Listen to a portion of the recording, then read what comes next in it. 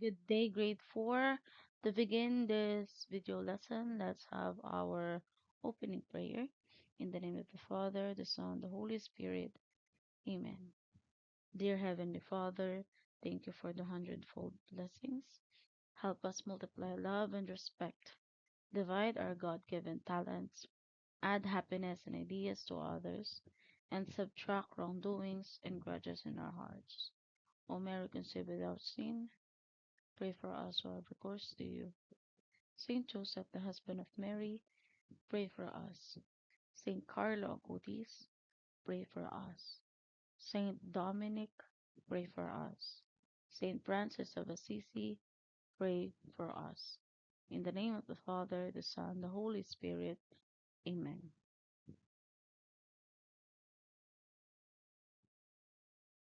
So, for today's video lesson, this is the continuation of our first part of multiplication. Okay, so from our previous video lesson, we discussed the 3 to 4 digit number by a 1 digit number without regrouping.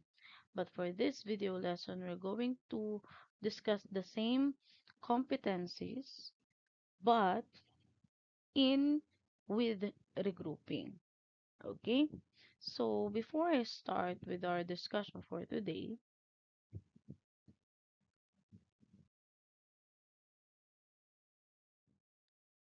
let's have your review. So kindly pause the video and copy and answer this one item on your notebook using expanded form. So from our previous discussion, multiplication without regrouping, I want you to answer this item, copy and answer on your notebook using expanded form, not the pictorial, not the standard but expanded form. Copy and answer on your notebook.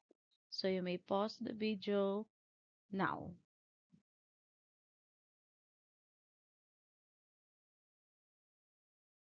Okay, I hope you're done answering our review. So, to start our discussion once again, our lesson for today is multiplying 3 to 4 digit numbers by a 1 digit number with regrouping. Using the same three methods,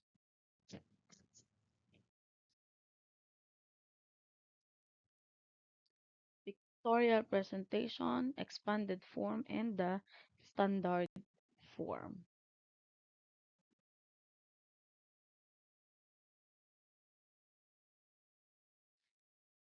Example number 1. Let's say 136. Again, this flat is 100, 3 long by 10, so 30, and 6. 136 times 4 of them. So the answer is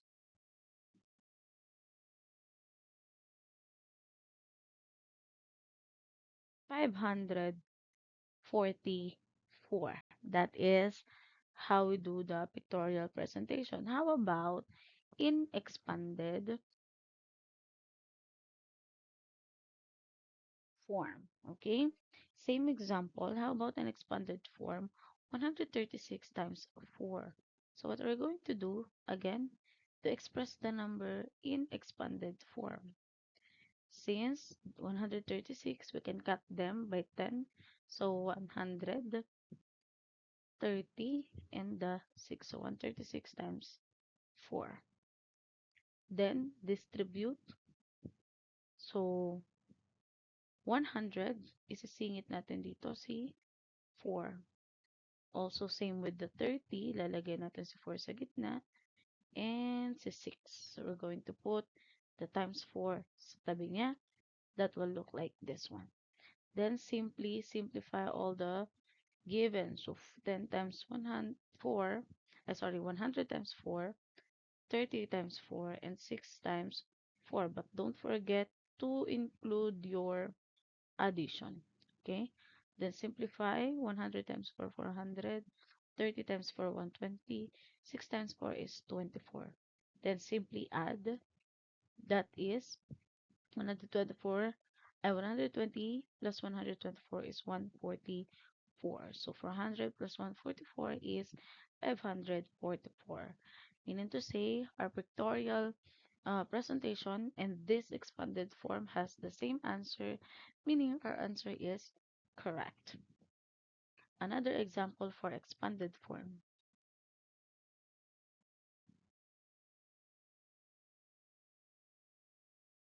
Next, let's say we have 7,152 times 6. So again, express in expanded form by 10. So we have 7,000. We have 150 and the 2 times 6. So again, i-input lang natin yan. So, ayan. Input natin si times 6 sa katabi ni 50 and ni 2. Okay? So it will look like this. 7,000 times 6, 100 times 6, 50 times 6, and 2 times 6. Then simplify. 7,000 times 6, 42. 100 times 6, 600. 50 times 6, 300. And 2 times 6 is 12. Then add 600 plus 300 is 900. Then keep the 12 and the 42,000. Ma'am, bakit po inad si 600 tsaka si 300 but di kasama sa 12? In this case, for us to be able to easily get our answer, you might simplify the like terms. When you say the like terms, it has the same place value, the same form, or the same letter in algebra. However, in this case, we 600 and 300 has the same place value of hundreds or hundreds. Okay, so that's why we simplify them. Then you can add 42,900 and the 12. So that is 42,912. Now, how about the standard form?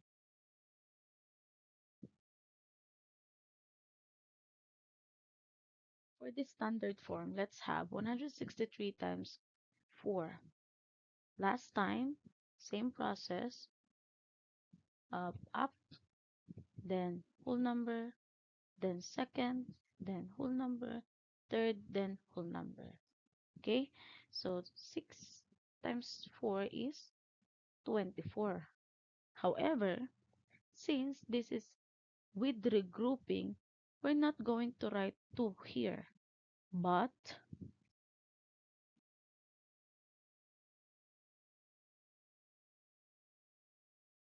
we're going to put 2 above the next number.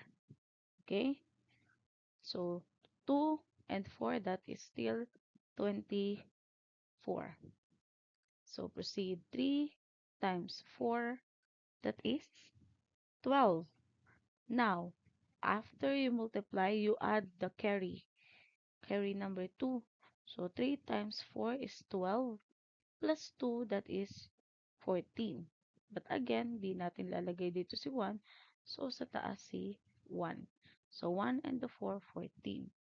Then proceed next step. 1 times 4, that is 4, plus 1, that is 5. So, the answer is 544. Same answer from the pictorial presentation and the expanded form. Another one.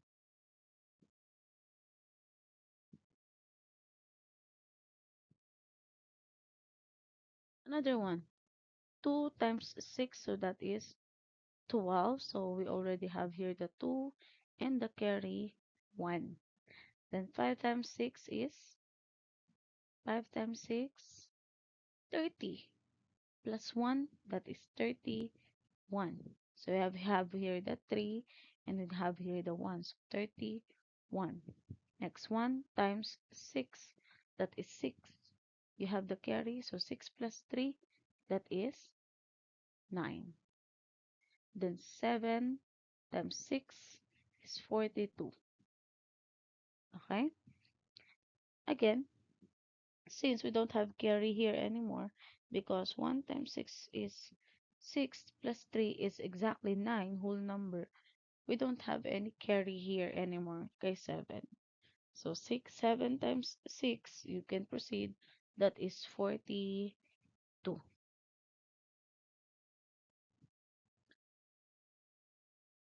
Okay? So let's have our next discussion. Multiplying 2 to 3 digit by 2-digit numbers with product up to 1 million. So let's have some examples.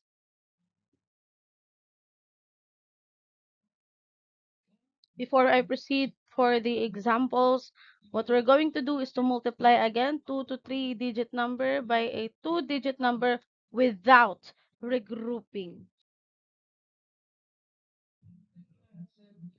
For this example, let's say we have 234 times 35.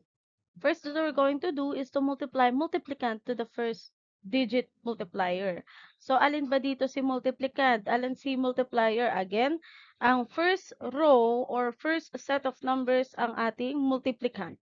And ito naman pong 35 ang ating multiplier. So, ang sabi, i-multiply muna natin tong 334 sa first digit ng multiplier. Sino ba ang first digit natin?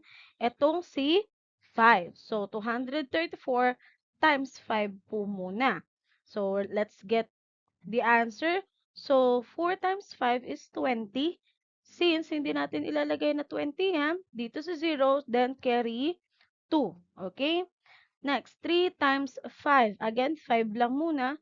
3 times 5 is 15. Plus 2, that is 17. Carry 1. So, 1 and 7, 17. Next, 2 times 5 is 10. Plus 1, that is 11. Eh, ma'am, bakit po nilagay na yung 11 dito?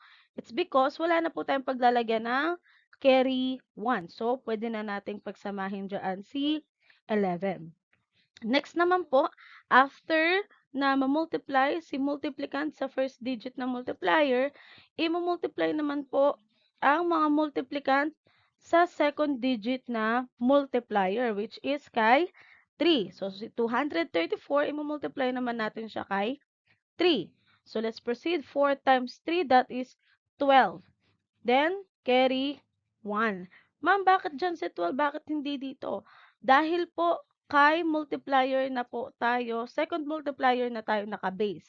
So, kung nasaan sa second multiplier, doon nyo po itatapat yung answer na po ninyo. Okay?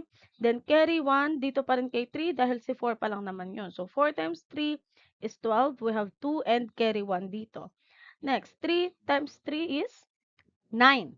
9 plus 1, that is 10. So, 0 dito.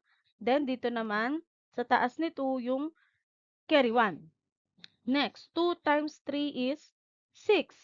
6 plus 1 is 7. Okay? So, wala na tayong carry. After that, let's simply add all the results. So, 1,170 plus 702. Since si 0 po, walang katapat, just bring down 0. 7 plus 2, that is 9. 1 plus 0, that is 1. And 1 plus 7, that is 8. So our final answer for this example is 8,190.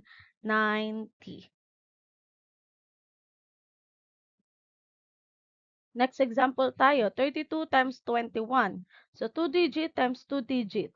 Same pa rin po, multiply the multiplicand sa first multiplier digit. Okay, so ang multiplicand natin si 32, ang first multiplier natin si 1. Okay, so 32 times 1 muna. 2 times 1, that is 2. And 3 times 1, that is 3. Okay? Next, multiply naman po si multiplicand kay second multiplier. So, 32 times 2 naman. So, 2 times 2, that is 4. Bakit nandiyan si 4? Dahil nakatapat na tayo kay second multiplier, which is si 2. Then 2 times 6, 2 times 3 pala. 3 times 2 is 6. So, dito na siya. Sa katabing number. Then, add. Okay? Since si 2, wala siyang katapat, bring down 2. 3 plus 4, that is 7. And bring down 6. So, the answer for this sample is 672.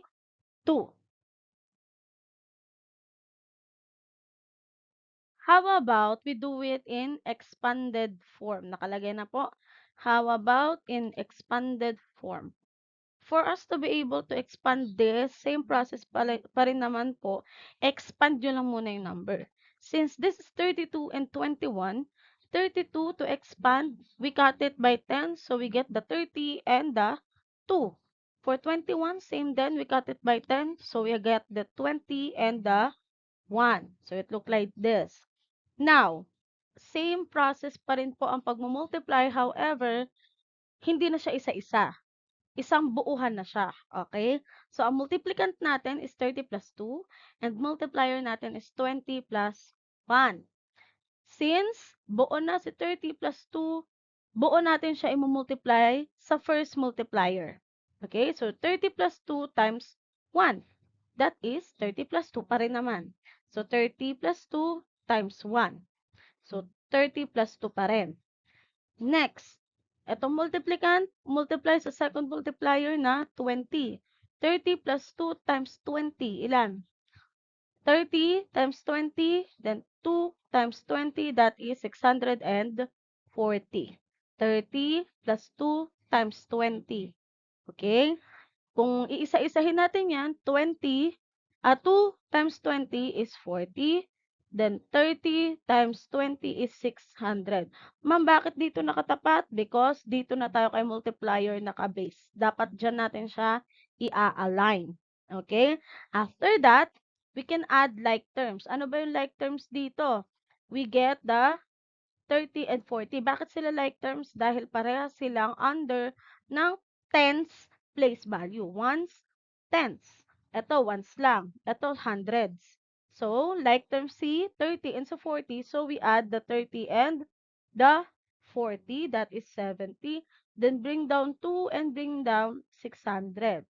Then, simply add all of them. 600 plus 7 plus 2. That is 672. As simple as that. Another example.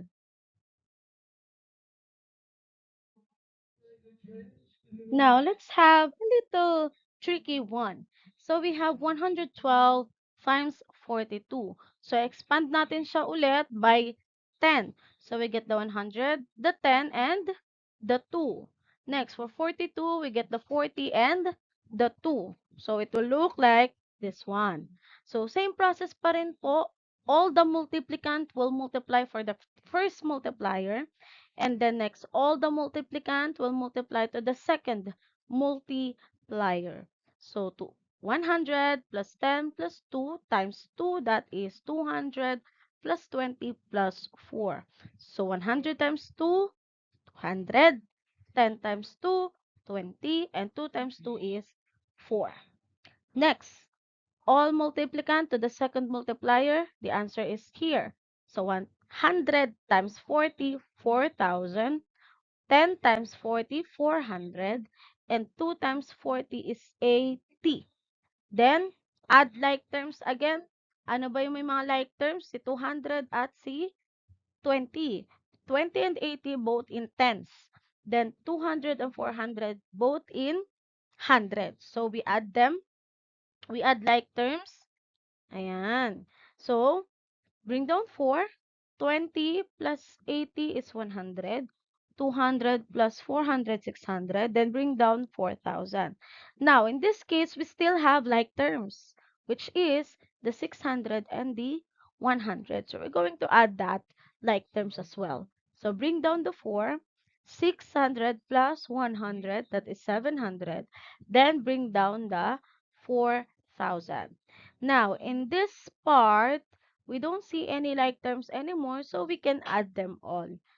Now, so 4,000 plus 700 plus 4, the total is 4,704. So that is our answer for expanded form of 112 times 42.